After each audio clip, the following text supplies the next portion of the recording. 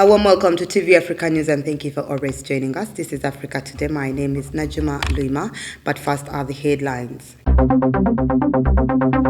Museveni tells Ugandans that they are on their own during rising prices address. Ugandans called upon to utilize the Congo free market. Burundi reforms are frustrated by hardliners according to analysts. Sentamu Tadeo Ranga overlooked as Mitchell names a preliminary squad for AFCON 2023 qualifiers. Welcome once again, now the news in detail. President Museveni's anticipated speech on rising commodity prices offered no respite to millions of Ugandans who are on the brink of sliding into poverty due to the unprecedented hike in prices over essential goods that have wiped away their savings. We have more on this report.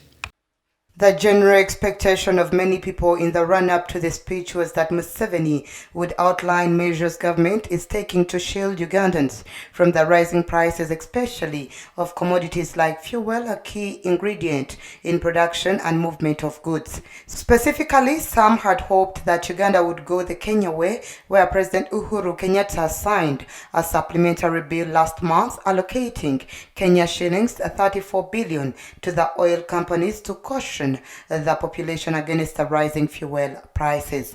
Instead, Museveni said that taking such a measure of subsidies would be suicidal and would drain the national reserves. He said under the current circumstances, Ugandans have to be frugal as they wait for prices to go down. Like him, he said Ugandans should eat cheaper but nutrient-rich foods like millet and cassava and leave expensive products like wheat-made bread, which he described as unhealthy. He said the real medicine to stem the price tide is by Ugandans producing more, something some say is not tenable under current circumstances due to increase in prices of vital inputs. Museveni blamed the high commodity prices on two external factors: disruption of chains of supply by COVID-19 and the Russia-Ukraine war.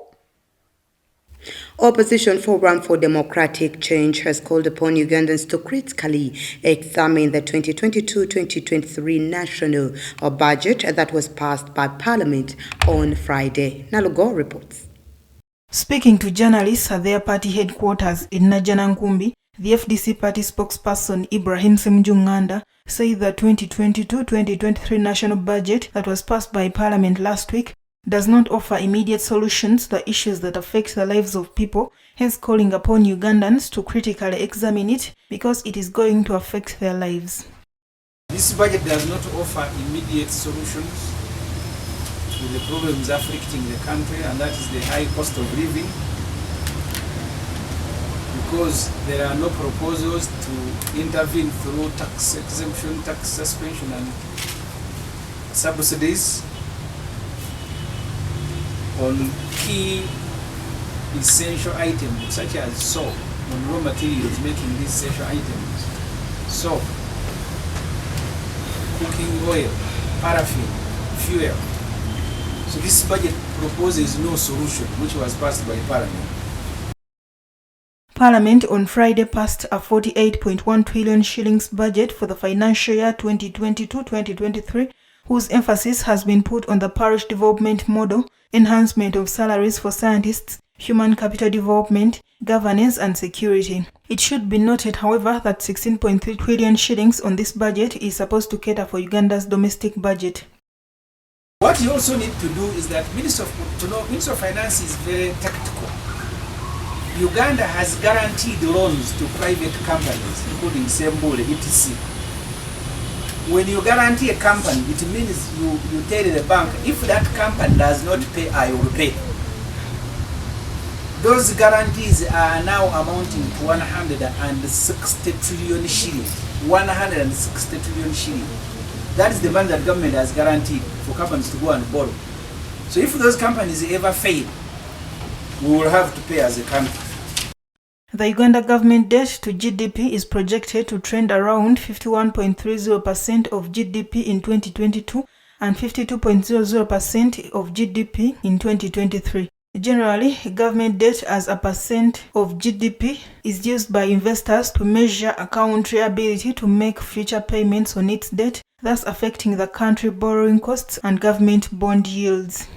The Ministry of Trade has revealed that Uganda and DRC have agreed to remove all non-tariff trade barriers to allow free trade between the two countries, thus calling upon Ugandans to harness this opportunity. Ahumuza has more.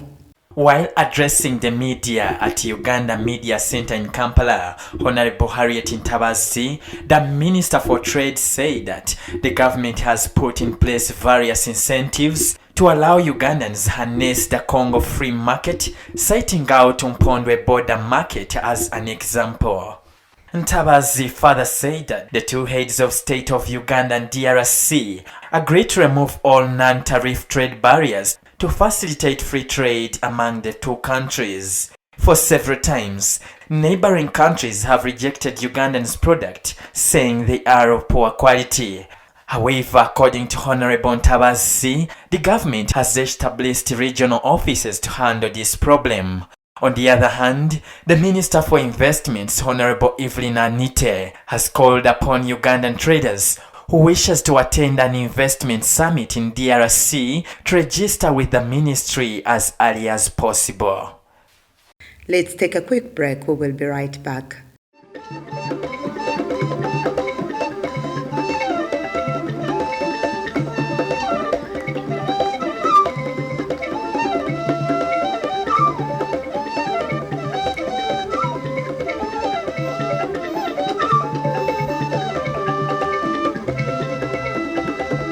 Welcome back. You're still watching TV Africa News, The Right to Know. In Burundi, a fresh start or just a fresh face has been an open question since President Evariste Ndayishimiye took power 2 years ago, ending years of isolation to great fanfare but failing to improve its record on rights abuses. Let's take a look. President Evariste Ndayishimiye's election in May 2020 offered promise after the chaotic and bloody rule of his predecessor, who launched a crackdown on political opponents in 2015 that left 1,200 people dead and made Burundi a global pariah. To his credit, Ndayishimiye has brought a breath of fresh air to Burundi by giving them the impression of a real sincerity in wanting to improve things. Handpicked by the ruling party, Ndayishimiye was expected to remain under the wing of former leader Pierre Nkurunziza, who declined to run again but retained a cult-like persona as Burundi's supreme guide. But just a month after the election, Nkurunziza suddenly died and the new leader began to chart a different course. Ndayishimiye turned heads by declaring the coronavirus pandemic the greatest enemy of Burundians, sharply breaking with Nkurunziza, who denied the gravity of COVID-19 and claimed God had spared his country the disease. Burundi remains much like a single-party state according to analysts, and opposition movements are muzzled even if ostensibly permitted. In Siabuswa in the Mpumalanga province, South African artist Esther Malangu dances with a troupe of athletic Ndebele dancers who visited her home and joins them with a spirited shuffle. Now frail in her mid-80s, Malangu wears traditional necklaces, blankets, beads, and fabrics, dressing with the same startling flair that adorns her famous paintings. We have more on this report. South Africa's Ndebele people, one of several ethnic groups of the country's 60 million people, largely live in northeastern parts of South Africa and are known for their distinctive decorations and dress, excelling at the traditional craft of painting huts and buildings in lively geometric designs. Malangu has taken the generations-old Ndebele craft and won it an acclaimed place in the world of contemporary abstract art. Most arresting is the spark in her eyes when she discusses her mission of keeping alive the culture of South Africa's Ndebele people.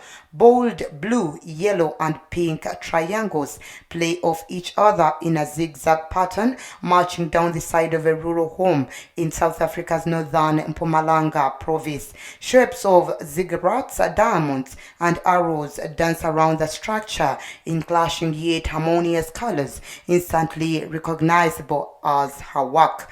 No longer confined to rural South Africa, Malangu's graphic art has enlivened jumbo jets, BMWs, and large-scale public installations.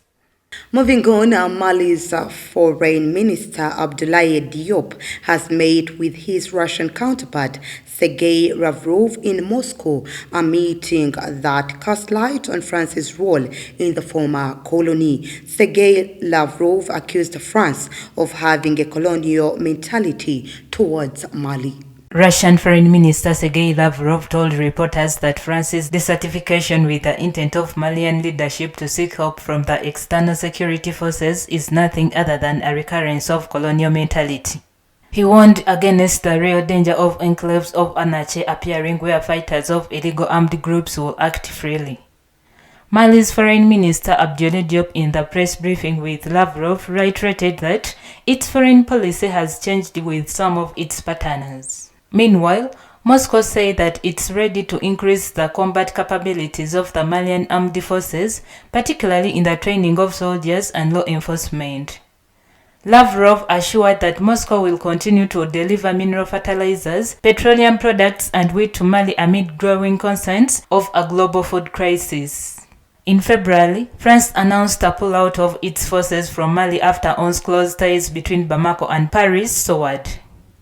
Away from that, ex-President Alpha Condé was granted a new stay abroad to seek medical treatment. The spokesperson for the CNRD, the body ruling the country, did not give details on the destination of the 84-year-old man. Some local news reports claim he flew out of Guinea on Saturday on board a Turkish plane.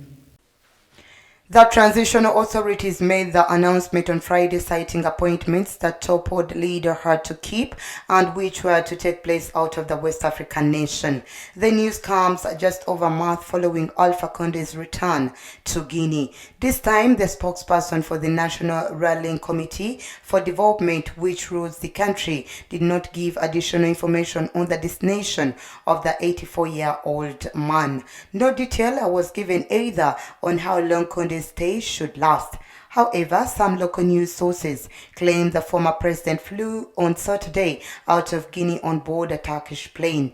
Early May, the Conakry public prosecutor opened a judicial investigation into Condé and some 30 former top officials for murder, torture, and looting amongst other charges. Condé's bid to extend his rule to a third term, despite the constitutional term limit, sparked demonstrations. Guinea's electoral violence in 2020 killed at least 60 people in the country. The former leader was then overthrown on September 5th, 2021 by Colonel Boya. After his return in April, Alpha Condé was declared free of his movements, but he has not been seen in public since. Let's once again take a quick break. We will be right back.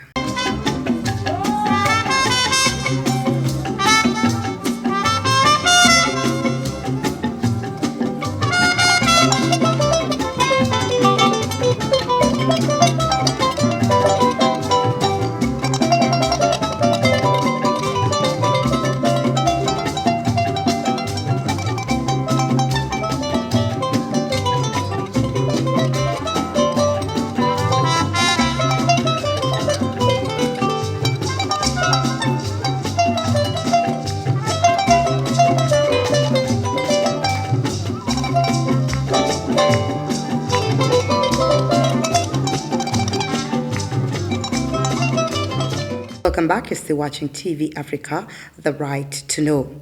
Bees are important pollinators, but they are under threat from habitat loss and farming practices. In Kenya, environmental scientists are calling for a new multidisciplinary approach that involves farmers, beekeepers, and environmentalists. Kenya's environmental scientists' call coincides with World Bee Day 2022, where the United Nations Food and Agriculture Organization celebrates the diversity of bees and beekeeping systems. Samuel Mwanichi, who is a beekeeper in Kitui County, Kenya, said that the lack of rainfall and the use of pesticides to combat 2021's locust invasion devastated his hives. About 90% of the world's wild flowering plant species depend on pollination, along with more than 75% of the world's food crops and 35% of global agricultural land, according to the UN's Food and Agriculture Organization. The FAO said that between 235 billion and 577 billion worth of annual global food production relies directly on pollinators. Over the past 30 plus years, pollinator populations have crashed worldwide due to a variety of reasons, including pesticide and herbicide exposure, invasive pests and diseases, loss of habitat, loss of species and genetic diversity, and a changing climate, according to scientists. Pesticide contamination is widespread and even sub-lethal levels can impact pollinators, foraging ability and hive productivity.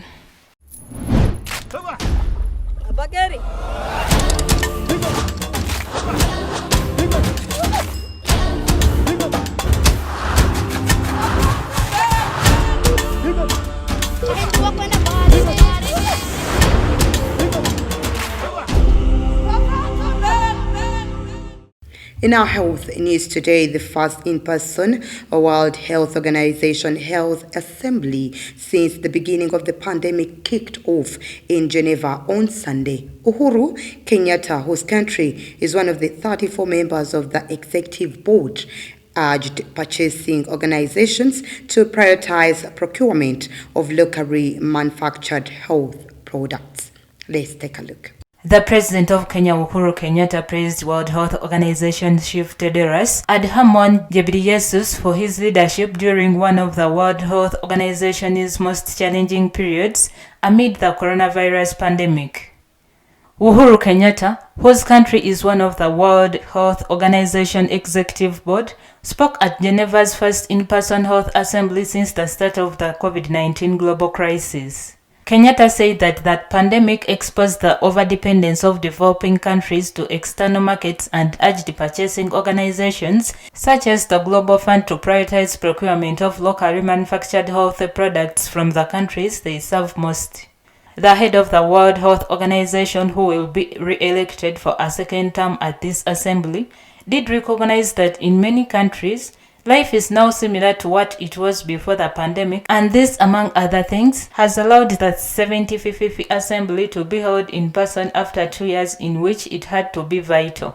Dr. Tedros recalled that 1 billion people in the lowest income countries remained unvaccinated against COVID, and other 55 countries, about a third of the total, have achieved the World Health Organization target of inoculating at least 70% of the population against COVID.